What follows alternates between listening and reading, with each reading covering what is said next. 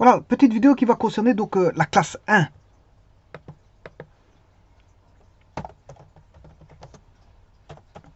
Classe 1, c'est les comptes pour fonds propres.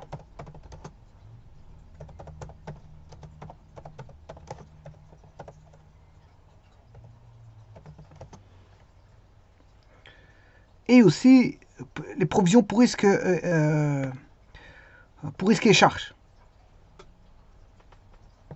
Donc, compte pour fonds propres.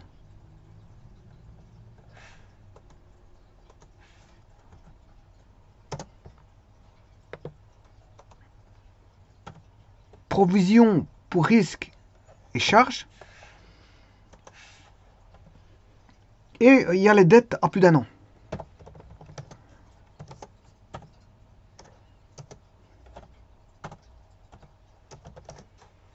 Avec le calcul de dette. Hein.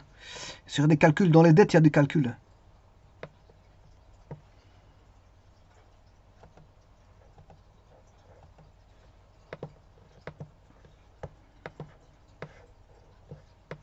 Voyons voir.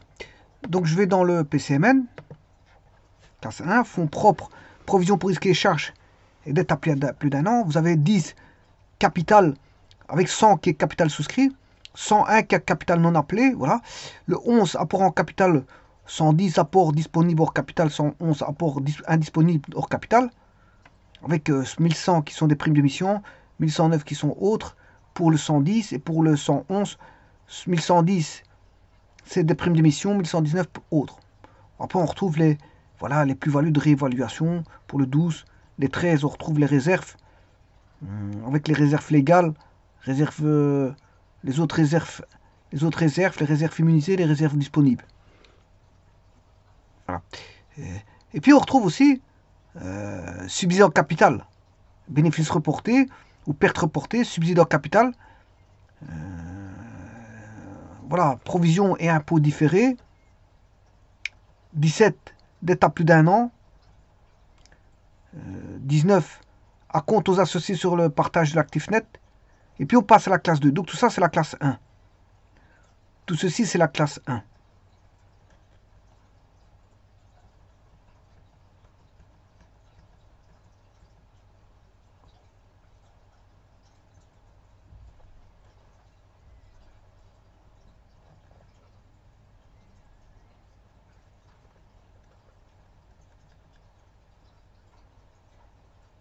Alors, dans le 11, on retrouve les primes d'émission.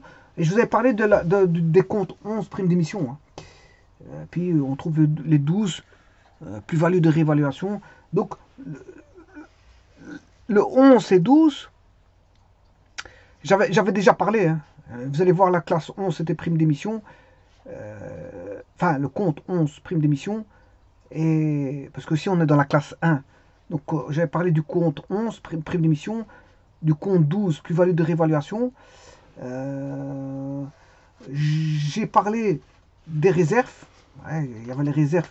C'était le 13. Hein, voilà, les réserves, c'est les 13. Alors j'avais parlé du 130, réserve légale, 131, réserve indisponible, du 132, réserve immunisée, et du 133, réserve. 133, c'est des réserves disponibles. Et puis, il y a le compte 14. Le compte 14, qui est bénéfice reporté ou perte reportée. Et ça, j'en avais parlé aussi. Le compte 14. Et puis, le compte 15, subsideur capital, j'en ai pas encore parlé. Ça viendra. Puis, il y a les comptes de fonds étrangers, les comptes de fonds étrangers, voilà, compte de fonds étrangers, voilà, on retrouve dette à plus d'un an, voilà, avec 170, normalement, on a 170, 171, 172, 173, 174, 175, 176, 178 et 179. Et ça, le 17, j'en parlerai plus tard. Quoique j'en ai déjà parlé, j'ai fait déjà des exercices sur les dettes. Hein. J'ai déjà fait des exercices sur les dettes. Voilà. Voilà, et puis on passe au 19. Et voilà. Donc ici, je vais juste répertorier un petit peu la classe 1. Qu'est-ce que c'est que cette classe 1? En gros, voilà, on retrouve les comptes pour fonds propres, les provisions pour risques et charges et les dettes à plus d'un an. Alors, qu'est-ce que c'est? Ben, c'est des capitaux permanents de l'entreprise qui apparaissent bien sûr au passif du bilan. Hein. Ça apparaît au passif du bilan. C'est des capitaux permanents qui apparaissent au passif du bilan. Ils représentent donc les sources propres et même étrangères. Ce sont des fonds propres et des fonds étrangers. D'ailleurs, j'ai dit que le numéro pour les fonds étrangers, il faut aller chercher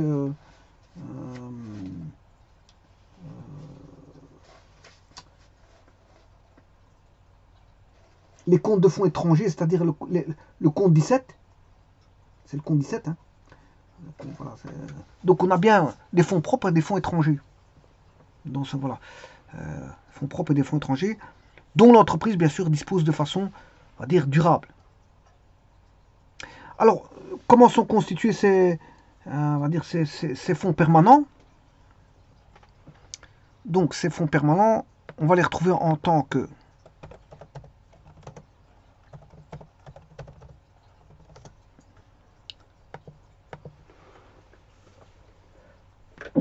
je m'excuse. Donc les fonds permanents, on va les retrouver en tant que fonds propres.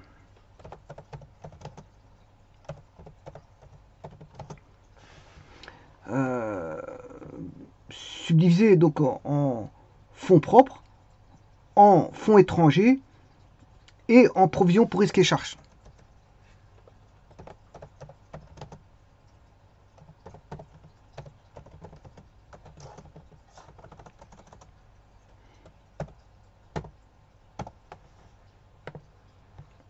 Voilà.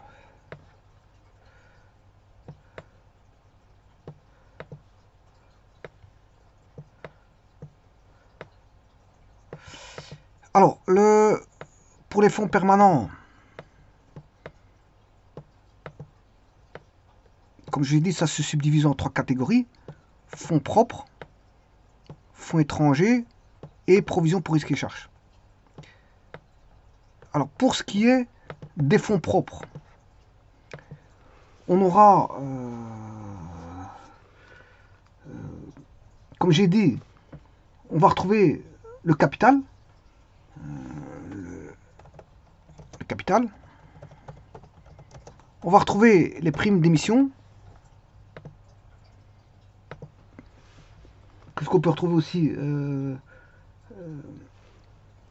les bénéfices et pertes, bien sûr, et les pertes reportées.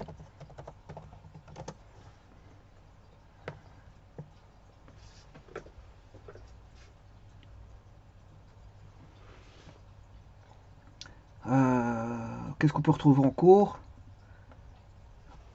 Je l'ai dit tout à l'heure, les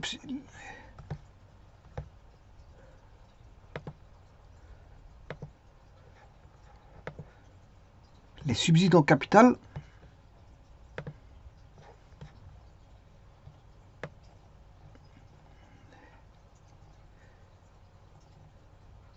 Subsides en capital.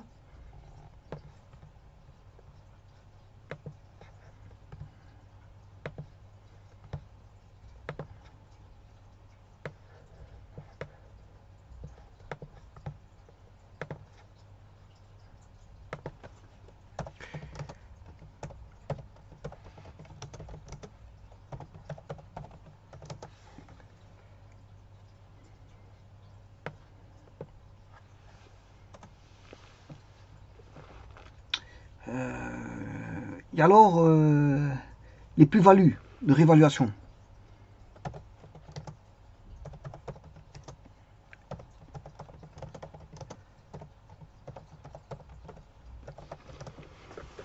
Voilà, donc ça c'est ce qu'on retrouve dans les fonds propres. Alors dans les fonds étrangers, ben, on retrouve les dettes à plus d'un an.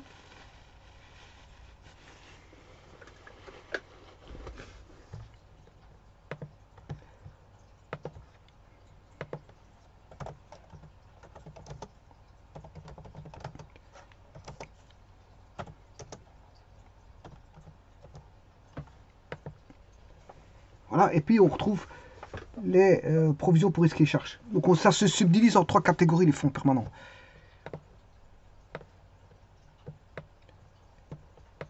Et donc, vous voyez ici que si je veux mettre ça dans l'ordre, celui-ci je le mettrai là.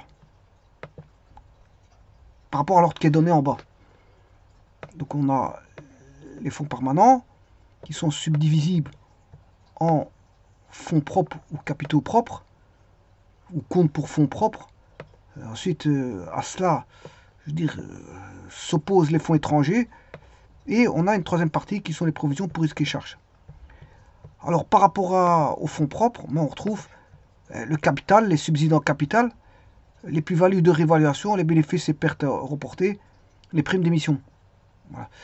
Alors que les fonds étrangers constituent les dettes, on va dire, à plus d'1 an. Et voilà l'ossature, voilà l'architecture des fonds permanents, c'est la subdivision de la classe 1, en gros. Comment elle se subdivise la classe 1.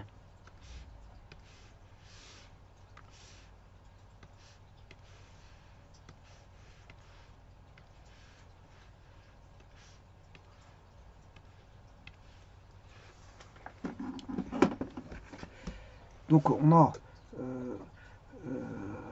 les fonds propres qui sont divisibles en capital, prime d'émission, les réserves et bénéfices reportés.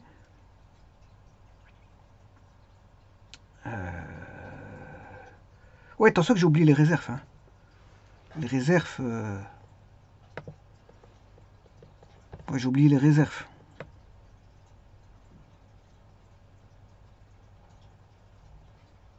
Ouais, les réserves.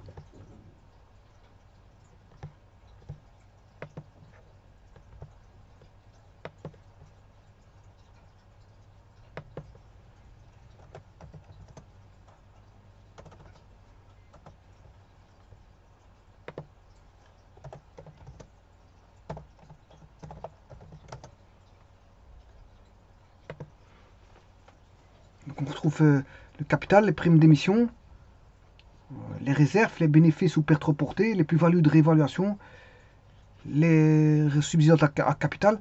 Et pour les fonds étrangers, ben ce sont voilà, les dettes à plus d'1 an. Et puis on retrouve les provisions pour risques et charges. Voilà. En tout cas, je peux vous dire que les primes d'émission ont été vues dans une des vidéos. Les plus-values de réévaluation aussi.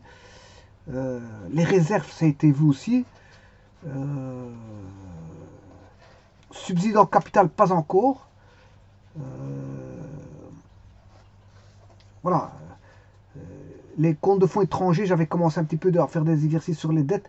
Voilà, sans plus. Et les provisions pour risques et charges, je ne sais pas si j'ai encore vu. Je ne sais pas. Je vous remercie.